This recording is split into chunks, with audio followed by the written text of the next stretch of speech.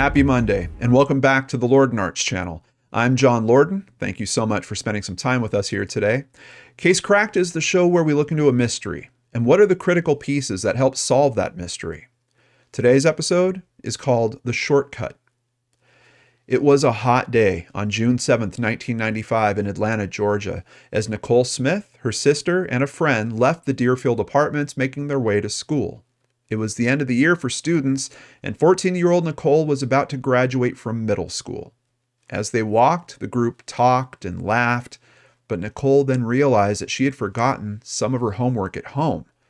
She told her friends that she was going to take the shortcut through the woods to head back to the apartments and pick up what she forgot.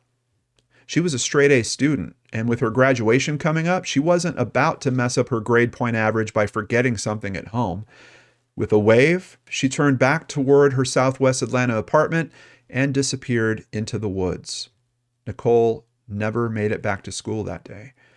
Shortly after they parted ways, security guards at another nearby apartment complex heard a gunshot.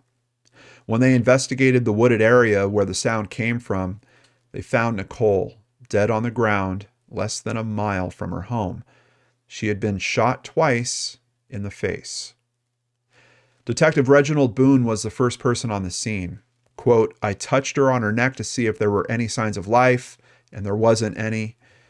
An autopsy would show that Nacole had been sexually assaulted before she was shot and killed. There were no defensive wounds on her body." Boone was on scene all night at the well-known shortcut, searching for more evidence at the crime scene. He didn't find a lot, but thankfully, one 9mm shell casing was found. Ballistics checked the casing against other crimes in the area in the hopes that it would lead to her killer, but there were no matches. The neighborhood and surrounding area were canvassed for witnesses. The area that this crime happened in was small, and investigators hoped that someone saw the perpetrator entering or exiting the woods around the time of the killing. Classes from the local police academy were brought in to help knock on doors and talk to everyone in a 1-mile radius of the crime scene. The Smiths were questioned, but nothing suspicious was found, and Nacole had no enemies, certainly none which would have committed such a heinous act. This case turned into one of Atlanta's most massive investigations. Everyone in the community was so moved by the killing that even some local criminals came to police with information that they could find. All leads were followed, but all too soon Nacole's case went cold.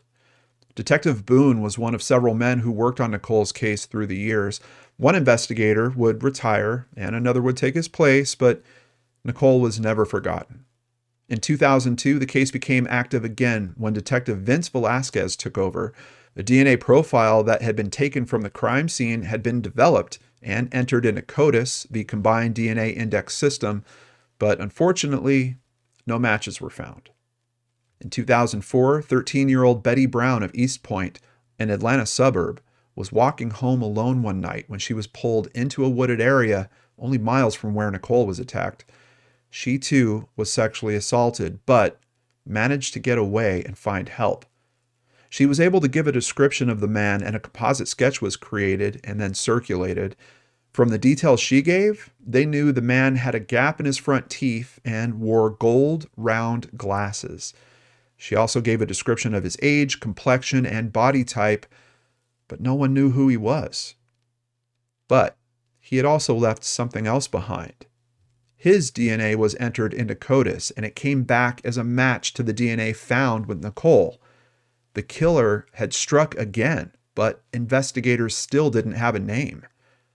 During Detective Velasquez's time working the case, he conducted hundreds of interviews, took over 50 blood samples to compare with the samples that they already had, and stayed in constant contact with Nacole's family.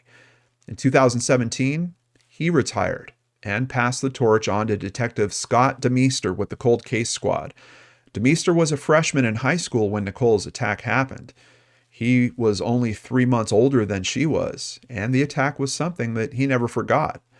America's Most Wanted featured the latest attack on Betty, and billboards were even put up that showed the composite sketch, but these efforts still weren't giving them the result that they were looking for. Even with all the evidence they had, it would take modern forensics just a little longer to catch up. For 3 years, investigators worked using genetic genealogy to track the killer's family using online ancestry and genealogy databases. And just before Christmas in 2021, the Georgia Bureau of Investigations contacted DeMeester with a match to their DNA profiles. It came back to a man named Kevin Arnold. Not much is known about Arnold's life, and no connection to either Nacole or Betty was ever established. Both cases seem to be pure crimes of opportunity. He was 23 when he attacked Nacole and around 31 years old when he attacked Betty. Arnold's DNA didn't match any other crimes in the area, but he is now being looked at as the possible perpetrator of crimes where no DNA was left behind. Sadly, he can no longer be questioned and will not face justice, at least not here on Earth. Arnold died of liver and kidney failure while in hospice back in August of 2021, only 5 months before his DNA was matched to these crimes. Betty Brown lived in the shadows for so much of her life, afraid to discuss her assault. Now that she knows the man who assaulted her is no longer in this world, she wants to speak up and give strength to others in her position. She said she doesn't want to hide any longer. Quote, "I'm so conflicted because on one hand, I want to rise above and not let this control me, but on the other hand, I want his family to suffer because he's not here to suffer. I want them to feel the pain that my family has felt for years." Nacole's mother, Nacole Smith, said that she has lived with her daughter's death for so long that finding closure will be hard. "Today, for me, is a bittersweet moment," she said. "I never imagined this person would be deceased. So many unanswered questions I had for him that I can never ask and get answers. I would never say it was closure for me because I will live with this pain for the rest of my life." Case cracked. I would like to thank People.com, Fox5Atlanta.com, 11alive.com, AETV.com, and KIRO7.com. Of course, the biggest thank you goes to Christy Arnhart for researching and writing up today's case. And here she is now to discuss it with us. Christy, this case is literally a nightmare, or like something from a horror movie script. Nacole using a shortcut through the woods, and then some monster literally takes her life. And there's no connection between Kevin Arnold and Nacole at all? None whatsoever. There's no evidence that he and Betty Brown were acquainted either. He's literally the worst kind of opportunist. He's likely always looking for his next victim. Yeah. Speaking of which, what do you think the odds are that he's going to be connected to another crime? Personally, I don't feel that people who commit these types of crimes just stop. So it won't surprise me when they find more. But investigators do have a lot of questions that they need answered. So, they're trying to piece together all of the places that he lived, because now they can't focus on a certain area for additional cases. They don't know where to focus. Oh, wow. Okay. So that's a challenge in itself. Try to track down all the places he lived and then contact all those departments. What are your unsolved cases that kind of fit this MO? Oh, man. Wow. Sounds like they got a lot of work ahead of them. Oh, yes. But thankfully, now they at least have his DNA and they have his name attached with that DNA. So once they identify those locations, it should be all right, right? Yes. But there may be another problem. Backlogged testing of sexual assault kits. Oh, geez. Didn't even think about that. Yeah. A spokesperson stated that at the GBI alone, there are over 2,400 sexual assault kits for Fulton County from the 1980s and the 1990s that have to be tested. Wow. Now, that's the county where this took place, and we know that this happens all over the country. Yeah, absolutely. And there's news stories about this regularly. Thankfully, some of them lately have been more about like, oh, okay, we're funding efforts to actually clear all those out. Like, we're putting some money towards getting those processed. I don't know about that area in particular, but we also don't know if he was living there the whole time. So that might be a problem that we basically, like, if they find out this guy lived in 5 different states over the course of his life, we'll be hitting that problem in varying degrees probably in each of those instances. And quite honestly, it could take a number of years for all of that to shake out and for them to really get their heads around how big of a problem he was. And possibly even decades. Maybe. Yeah, absolutely. I mean, look at the age of this case.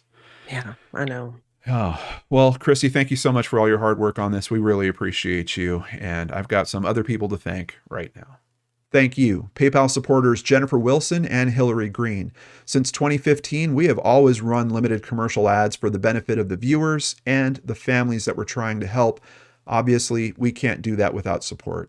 If you'd like to help, please visit LordanArts.com. There, you can sign up for Patreon, sign up for PayPal, buy merchandise, or even just buy us a coffee like Ann Peters recently did. We really appreciate your support on our mission to run as few ads as possible and help as many cases as we can. Remember, you can get another LordanArts story every week on the Seriously Mysterious podcast. A new episode is coming tomorrow, and every Tuesday after that, visit SeriouslyMysterious.com and subscribe on your favorite podcatchers. And while you're here, don't forget to subscribe below and hit that bell icon so you never miss an upload. Also, if you'd like to catch one of our weekly Secret Studio live shows, be sure to check the description box below for our new channel link, LordanArts Studio 2. And of course, I'll be back with a new Unsolved Mystery for you on Friday, right here on the LordanArts channel.